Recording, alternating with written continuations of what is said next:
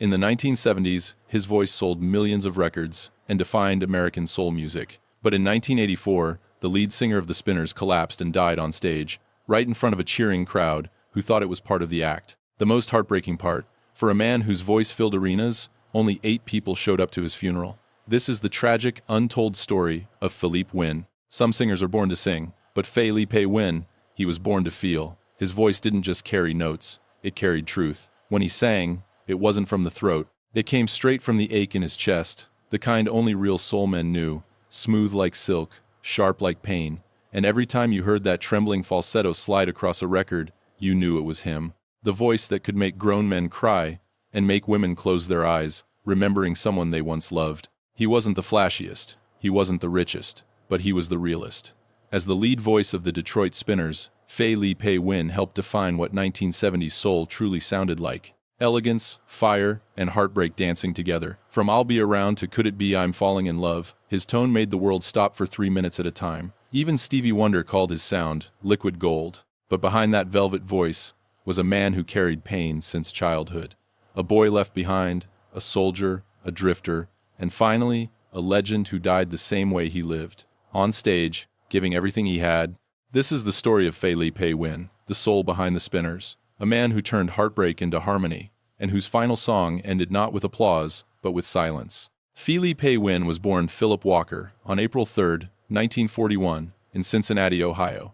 A city built on blues and brick, where voices carried pain like prayer. From the start, he learned that survival wasn't a privilege. It was an art. His parents, Degree Walker and Anna Wynne Walker, sang in church, but love in that house came and went like a passing hymn. When his mother left home for Detroit with another man, Philippe was just 6. His father, too proud and too broken, placed the children into the new orphan asylum for colored children. Imagine that. A boy growing up, knowing both his parents were alive, but choosing to live without him. That kind of wound never heals. It just finds a rhythm.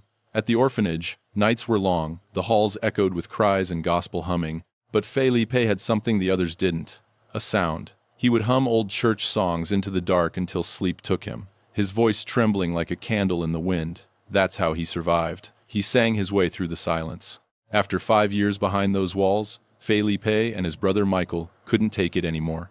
One night, they ran. Michael went to Detroit, searching for their mother. Philippe stayed behind in Cincinnati, torn between blood and abandonment. He worked odd jobs, doing anything that kept him moving. And at 15, desperate for purpose, he lied about his age and joined the United States Army. The Army didn't just give him a uniform, it gave him an escape.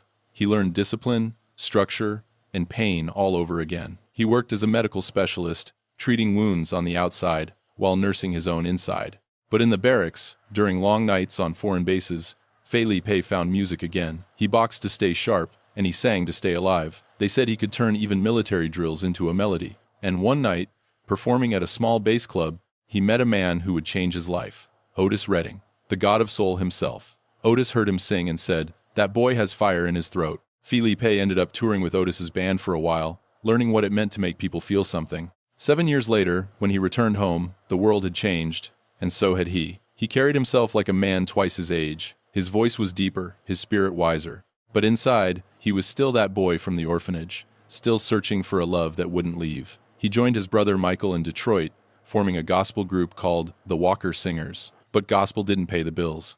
And Philippe had tasted the applause of nightclubs, the roar of sinners, clapping louder than saints. So he left the church.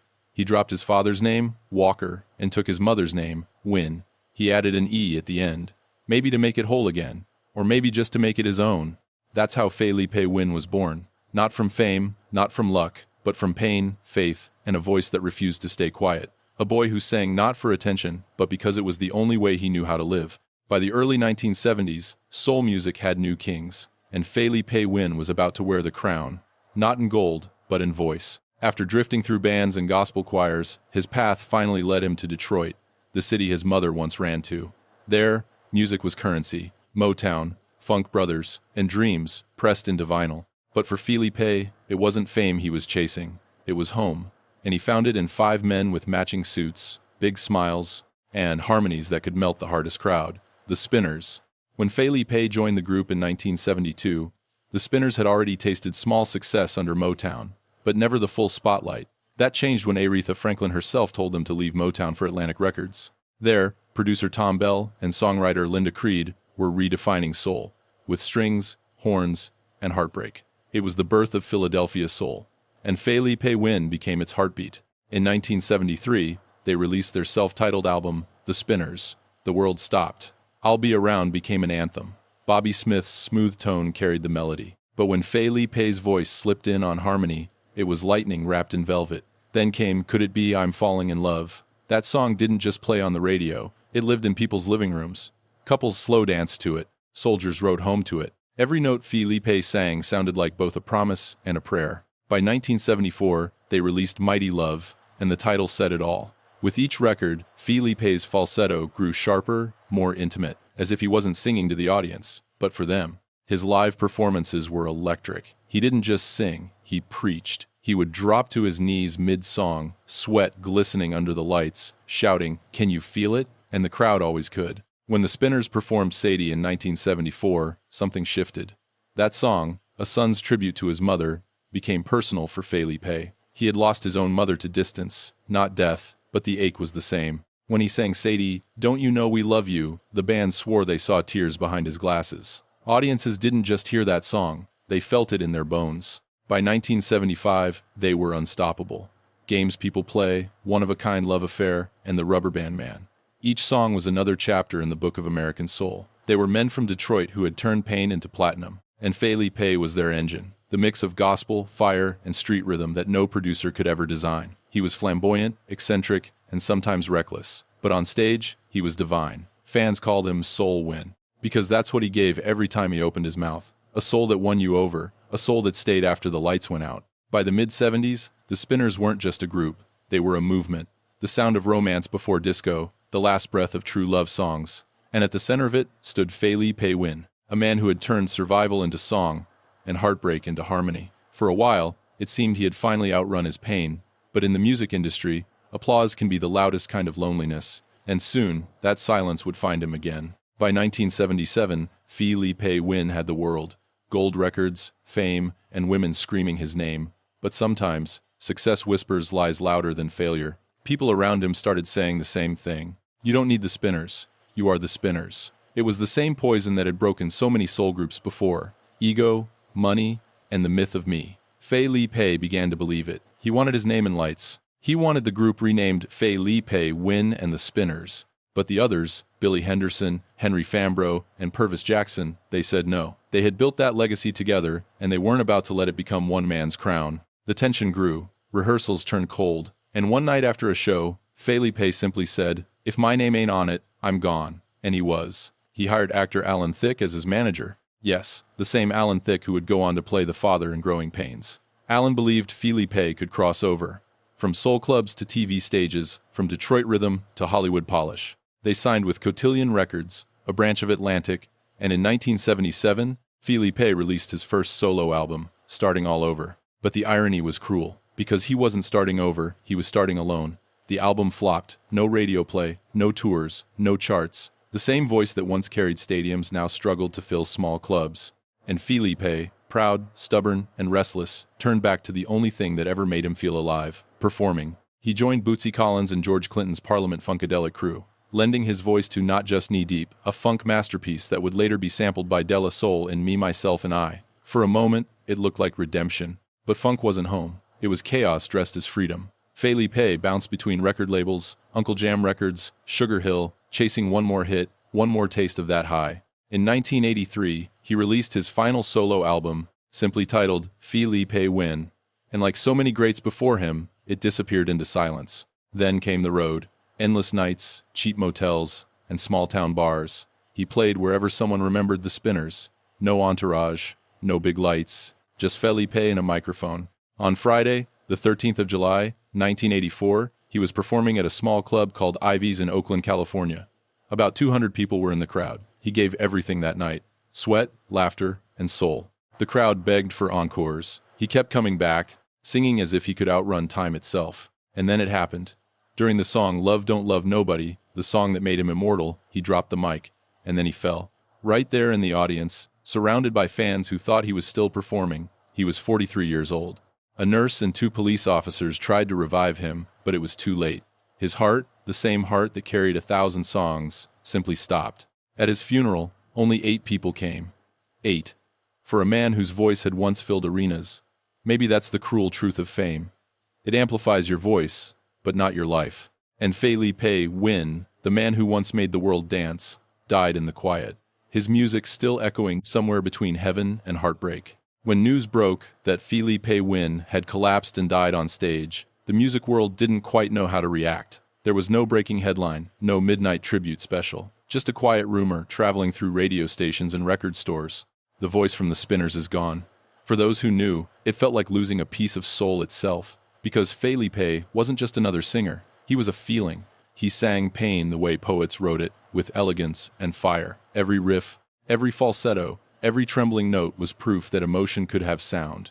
But the industry moved fast, too fast. By the mid-'80s, R&B was chasing new sounds, digital beats, drum machines, MTV glitz, and there was no room for the man who sang about a love that didn't love back. Still, among musicians, his legend only grew. George Clinton once said, Philippe was the only cat who could sing like an angel and curse like a sinner in the same breath. And Bootsy Collins, remembering their nights on the road, said, he wasn't chasing hits, he was chasing a feeling. That's why you believed him. Inside Detroit, the city that raised him and broke him, radio DJs began quietly spinning Sadie again, not as nostalgia, but as respect. Because that voice, that trembling, gospel-born, heartbroken voice, had defined a generation's idea of love. Meanwhile, the Spinners kept performing. Decades rolled on, new members came and went, but they never forgot the man who gave their harmonies a soul. In interviews, they spoke his name softly, like a prayer. Henry Fambro, the last surviving original member, once said, when we sing Love Don't Love Nobody, I still hear him in my head. It's like he never left the stage, and maybe he didn't. Because Philippé Wynne's story, a child of pain, a man of melody, a soul that burned too bright, became a mirror for what American soul really is. Beauty born from struggle. Today, younger singers, from Maxwell to Anderson .Paak, cite him as an invisible influence. That raspy tenderness, that fearless vulnerability, it all traces back to him. To the man who turned loneliness into harmony, Detroit eventually honored the Spinners with a star on the Hollywood Walk of Fame and a place in the Vocal Group Hall of Fame. But for many fans, the real tribute to Philippé Wynne happens every time Could It Be I'm Falling in Love comes on late at night. Because his voice still does what it always did. It makes you stop, close your eyes, and feel something too deep to explain. Philippé Wynne never chased immortality. He sang it into existence. They say some voices fade when the lights go out. Philippé Wynne's never did. Even now, decades later, you can still hear him, somewhere between a whisper and a wail, telling the truth about love, loss, and loneliness. He didn't just sing soul music, he was soul music. Every time a record needle touches Sadie, every time someone hums Could It Be I'm Falling in Love, that voice returns. Smooth, trembling, holy. A reminder that some emotions can't die because they were never born from this world to begin with. Philippé Wynne lived the kind of life the industry doesn't talk about, the kind that doesn't end in mansions or awards, but in motel rooms, empty dressing rooms, and the echo of applause that fades too fast. But maybe that's what made him pure. He didn't chase charts, he chased connection. And in doing so, he gave a generation of dreamers, black, poor, hopeful, a reason to believe that beauty could come from broken places. For Detroit, Philippé's story is gospel. For the Spinners, it's legacy. And for anyone who's ever sung Alone in the Dark, it's a promise that your pain can still sound beautiful if you let it out. When he died on stage that July night, microphone slipping from his hand, some said it was tragic, but those who knew him best said it was poetic. He left this world the way he lived, mid-song, mid-breath, mid-heartbeat, giving everything he had to the music until there was nothing left to give. His son, Emmanuel Wynne, who died years later trying to save another man from drowning, was cut from the same cloth. Compassion born from courage. Even in death, the Wynne name carried the same spirit, a love that gives, even when it costs everything. And so, Philippé's legacy isn't just the records or the tours, it's the echo. It's the way his falsetto still finds you when you least expect it. In a diner jukebox, a wedding, slow dance, or a rainy drive home. It's the way he reminds you that every note matters, every hurt can heal, and every soul can sing. In 1999, the Spinners were inducted into the Vocal Group Hall of Fame, and though Philippe wasn't there, his shadow was. Every member who stepped up to that stage carried him in their hearts. Because for them, he wasn't just a bandmate, he was the pulse. When asked once what soul music meant to him, Philippe smiled and said, It's when the pain sounds good, and maybe that's the only way to describe him. A man who made pain sound good enough to dance to. He was the voice that bled, the heart that refused to harden, and the man who sang until silence answered back. So tonight, somewhere out there, if you hear Love Don't Love Nobody, don't just listen. Close your eyes. Feel it. Because that's not just a song. That's Philippe, still singing, still saving souls, one note at a time.